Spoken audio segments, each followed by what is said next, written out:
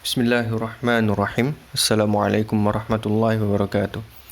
Alhamdulillah wassalatu wassalamu ala Rasulillah wa ala alihi wa ashabihi wa mawalah wa la haula wa la quwwata illa billah. Ma ba'd. Pada kali ini kita akan melanjutkan pelajaran sejarah kebudayaan Islam kita. Namanya pelajaran sirah, tapi pembahasannya tentang khalifah-khalifah.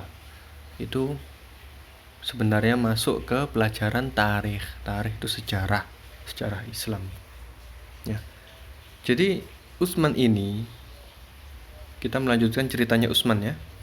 Pada masa kekhalifahan Abu Bakar, kaum muslimin ini sempat dilanda paceklik, ya. Paceklik, kesulitan makanan. Kemudian hujannya juga nggak turun-turun gitu. Kesulitan harta itu. Nah, persediaan bahan makanan terus menipis. Mereka yang punya harta bingung mau beli makanan kemana, karena makanannya sedikit, persediaannya terus menipis. Nah, suatu hari tampak dari kejauhan serombongan kafilah membawa 1.000 ekor unta lengkap dengan gandum dan bahan makanan lainnya memasuki kota Madinah. Jadi pada suatu hari ada rombongan kafilah, rombongan dagang. Rombongan itu membawa 1.000 ekor unta, banyak sekali ini. Lengkap dengan gandum dan bahan makanan lainnya. Ya, jadi membawa bahan-bahan makanan 1.000 unta itu. Banyak sekali yang dibawa. Memasuki kota Madinah. Nah, ternyata pemilik kafilah itu adalah Utsman bin Affan. Yang bawa 1.000 ekor unta itu pemimpinnya. Yang punya itu adalah Utsman bin Affan. Nah, tatkala ia tiba di pusat kota, semua tengkulak mengerubutinya. Jadi para pedagang itu datang ke Utsman. Mereka mengelilingi Utsman. Mereka ingin membeli barang dagangan milik Utsman dengan harga 3 kali lipat dari biasanya. Akan tetapi Utsman menolaknya. Jadi para pedagang, para tengkulak ini, karena saking menipisnya, saking sedikitnya stok makanan yang ada di kota Madinah, para tengkulak ini ingin membeli barang dagangan Utsman dengan harga 3 kali lipat dari harga biasanya. Karena biasanya kalau barang-barang itu stoknya cuma sedikit, harganya otomatis naik. Tapi kalau stoknya banyak, otomatis harganya turun. Ya. Jadi para pedagang ini kepingin membeli barang dagangan Utsman dengan harga 3 kali lipat dari biasanya. Kalau biasanya 10.000, sekarang jadi 30.000. Akan tetapi apa? Akan tetapi Utsman menolaknya. Utsman nggak mau. Ya, Utsman nggak mau. Nah, kemudian beliau mengatakan, aku hanya akan menjualnya kepada yang berani membayarnya 10 kali lipat. Utsman nggak mau kalau cuma 3 kali lipat aja. Utsman maunya 10 kali lipat. Ya. Siapa saja yang mau bayar 10 kali lipat. Utsman cuma mau 10 kali lipat, gak mau cuma 3 kali lipat, 5 kali lipat, atau berapa, itu gak mau. Utsman mengatakan itu kepada para tengkulak yang dari tadi sudah mengeliling Utsman, sudah mengerubuti Utsman, dan sibuk tawar-menawar barang dagangannya. Kemudian tengkulak itu heran, "Hei Utsman, hanya kami tengkulak di kota ini. Mustahil ada yang mampu membayarnya melebihi tawaran kami." Ya, kata tengkulak itu, "Utsman, tengkulak di Madinah ini cuma kami aja. Dan kami mampunya cuma 3 kali lipat. Gak mungkin ada orang lain yang bisa membayarnya lebih dari 3 kali lipat. Apalagi sampai 10 kali lipat." Itu kata salah satu tengkulak kepada Utsman. "Jika ada, tunjukkan orangnya, siapa yang berani 10 kali lipat," gitu. Kata salah satu tengkulak itu. Maka Utsman bin Affan hanya tersenyum mendengarnya. Lalu ia menjelaskan, Allah yang menawarkan keuntungan hingga 10 kali lipat. Kemudian Utsman membacakan firman Allah, "Man jaa'a bil hasanati falahu asyru amsalihha." Ya.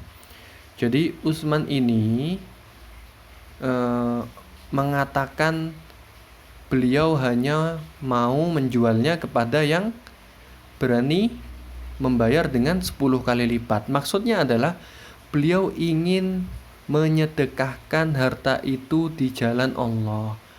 Ingin menyedekahkan harta itu kepada para penduduk Madinah. Kenapa?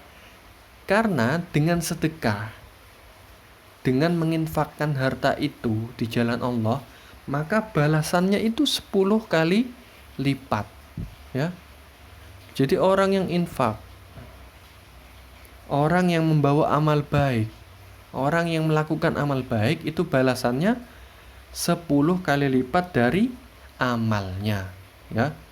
Jadi perdagangan yang paling menguntungkan itu adalah perdagangan dengan Allah Subhanahu wa ta'ala. Kalau sesama manusia paling cuma harganya naik-naik sedikit, kadang ya 2 kali lipat, 3 kali lipat, itu aja jarang sekali. Tapi kalau perdagangan dengan Allah Subhanahu wa ta'ala, kita dibalas dengan 10 kali lipat, ya. Jadi kalau kita sangat cinta dengan harta kita, maka dan kita ingin membawa harta itu sampai ke akhirat nanti, maka harta itu kita infakkan, ya. Kalau kita sangat cinta dengan harta kita, maka diinfakkan. Kalau kita cinta dengan harta kita, kemudian kita jaga, kita simpen terus, itu kalau kita mati akan diambil sama orang lain. Tapi kalau kita infakkan, maka harta itu akan kita bawa sampai kita di akhirat, sampai kita meninggal, gitu, ya. Kemudian pada saat peristiwa Hudaybiyah, ya. Jadi pada peristiwa Hudaybiyah, Utsman ini diutus oleh Rasulullah SAW untuk menemui pemuka Quraisy. Rasulullah menyuruhnya memberitahukan bahwa kedatangan mereka ke Mekah adalah untuk umroh, bukan untuk berperang. Jadi pada peristiwa Hudaybiyah ini, Rasulullah dan rombongannya itu datang ke Mekah, padahal sebelumnya sudah hijrah ke Madinah, ya. Tapi tujuan ke Mekah itu bukan untuk berperang, tapi untuk umroh, ya. Tapi orang-orang Quraisy ngiranya berperang. Ngiranya, oh Muhammad ini mau menyerang kita, orang-orang Quraisy yang di Mekah itu, ya. Maka Rasulullah mengutus Utsman untuk memberitahukan kepada kaum Quraisy yang ada di Mekah itu bahwasannya Rasulullah dan rombongannya ini datang bukan untuk berperang, akan tetapi untuk umroh. Maka setelah Utsman sampai di kaum Quraisy, sampai di Mekah, orang-orang Quraisy ini menahan Utsman di Mekah hingga beberapa hari. Kemudian Rasulullah sempat mengira bahwa Utsman telah dianiaya atau dibunuh oleh kaum Quraisy. Nah, ini menandakan bahwasannya Rasulullah ini tidak mengerti hal gaib, ya. Tidak mengerti hal gaib kecuali kalau diberi wahyu oleh Allah Subhanahu wa ta'ala, ya. Jadi Rasulullah ini mengira bahwa Utsman telah dianiaya atau dibunuh oleh kaum Quraisy. Jadi ini menandakan bahwasannya Rasulullah ini tidak tahu hal gaib, nggak tahu sebenarnya Utsman di sana lagi diapain. Maka kalau ada orang-orang yang mengaku aku tahu hal gaib, aku bisa meramal ini, dia pasti bohong. Karena Rasulullah saja itu tidak tahu hal gaib. Rasulullah SAW ini tidak mengerti hal-hal gaib. Jadi kalau ada orang yang mengaku tahu hal gaib, pasti dia bohong. Nah, kemudian Rasulullah meminta kaum muslimin agar berbaiat untuk membela Utsman. Nah, peristiwa ini dikenal dengan nama Bai'atur Ridwan. Jadi baiat dalam membela Utsman. Ini dinamakan dengan baiat Ridwan. Nah, setelah baiat dilakukan, Utsman pun muncul dari kejauhan. Kedatangannya disambut gembira oleh Rasulullah SAW dan juga sahabat-sahabatnya. Nah, peristiwa ini menunjukkan begitu mulianya kedudukan Utsman hingga Rasulullah SAW sangat memperhatikan dirinya. Jadi ketika Utsman nggak balik-balik dari Mekah, dari kaum Quraisy, Rasulullah ini sedih.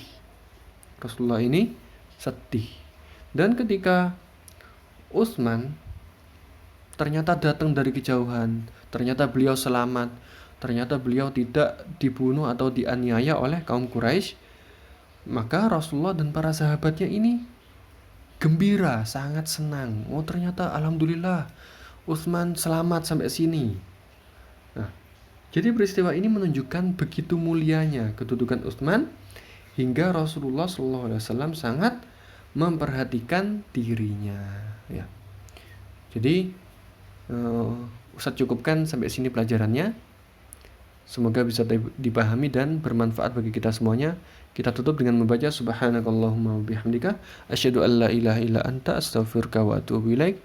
Wassalamualaikum warahmatullahi wabarakatuh.